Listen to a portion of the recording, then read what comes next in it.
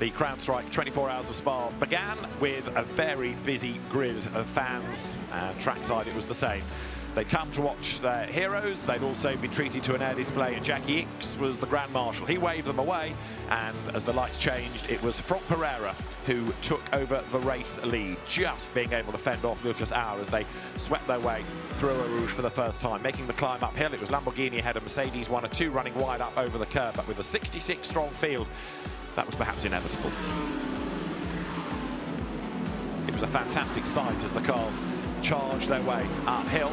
And for the race lead, it wasn't long before Lucas Auer made his move, coming down towards the chicane, and through he went. The Mercedes then started to edge away, but suffered a punctured tyre. That dropped the car down the order. We also had an early full course yellow period, so that meant that the order shuffled again as people played the strategy card and had a different call on when they should have pitted. It was a good Audi battle going on track. Jim Pla in the Santalok 25 early doors, fending off the Trésor Attempto car. That was the puncture for 48 that did for it, sent it to the pit lane. And Mathieu Drudy in the Aston Martin was starting to pick his way up the order in 007 as the rain started to fall. There was a bit of gravel on the road as well, wipers on, and a full course yellow was called for. Some people slowed, others didn't, and Ivan Klimenko was one of those that suffered really badly going off into the barriers. We also lost Till Bettelsheimer into the gravel in the Barwell Lamborghini, and another incident came when Christian Hook got tangled up with Nicolas Bart.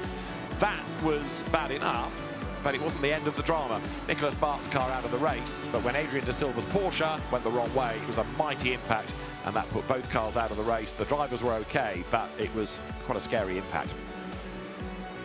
Adam Smalley's McLaren made its early stop for a brake change, and then Valentino Rossi tapped Alessio Rovera into a spin and got a drive-through for his pains. The concerts were in full swing, the fans were happy, and then they'd be pretty bedraggled as well, because round about 11 o'clock, the heavens opened. It was a much interrupted night. The Mad Panda Motorsport Mercedes, for example, off the road, Carol Bash being one of the drivers that had quite a busy night.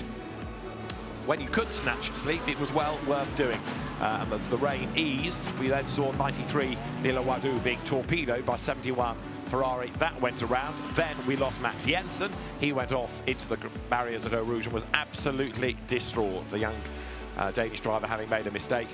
And that gave us a rather jumbled order as dawn broke, with into the lead of the race, gate number 911, Klaus Bachler's Porsche, with a tyre off the rim. Another of the Garage 59 McLarens limped to the pit lane, the tyre making its own way back.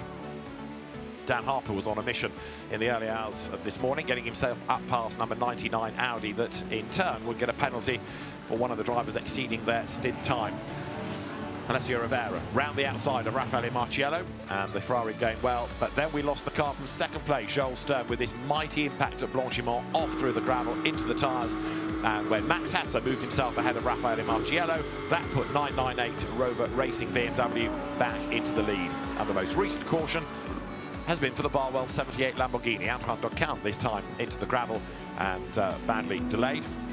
The race back up and running with Mathieu Drudy having put himself on the outside line and really wrong-footing himself, losing track position and opening the door to the opposition.